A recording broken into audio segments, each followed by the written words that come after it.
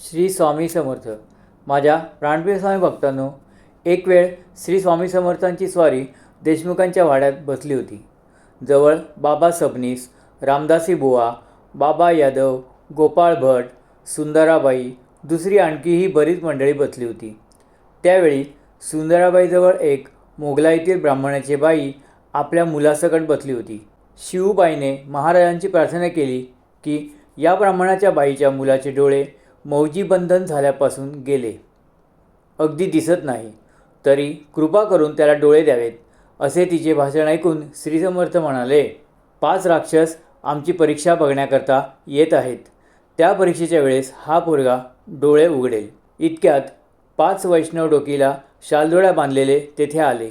त्यांनी समर्थांची कीर्ती ऐकून हे संन्यासी आणि कोठेही जेवतात, हा धर्म कुठे सांगितला आहे वगैरे सर्व हे ढोंग आहे, तर ते बाहेर काढावे असा विचार करून श्रीस नमस्कार वगैरे काही न करता ते मोठ्या डौलाने जाऊन बसले.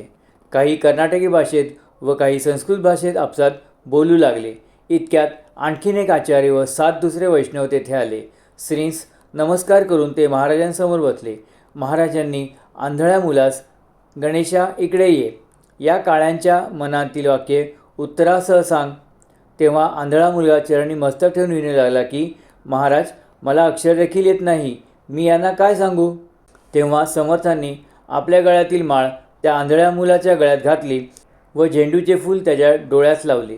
समर्थांचे कृपाकर नेत्रास लागताच अंध मुलगा डोळे उघडून वैष्णव आचार्यांच्या समोर उभा राहिला आणि आवेशाने पंचवैष्णवांनी मनात आणलेले वेदवाक्य, भगवद्गीतेतील श्लोक तसेच भागवतातील श्लोक म्हणू लागला व त्यासवर त्यांच्या मनात आलेल्या शंकेचे उत्तरे यथासांग अर्थासह देऊ लागला.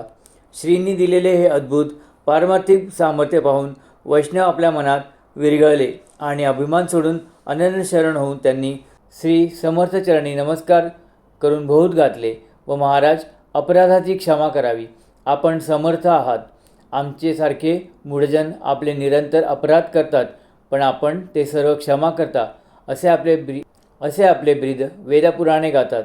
याप्रमाणे स्तुती केली. ती ऐकून महाराज म्हणाले, आम्ही पाहिजे त्या जातीचे मनुष्यांचे अन्न खातो. श्री स्वामी समर्थ.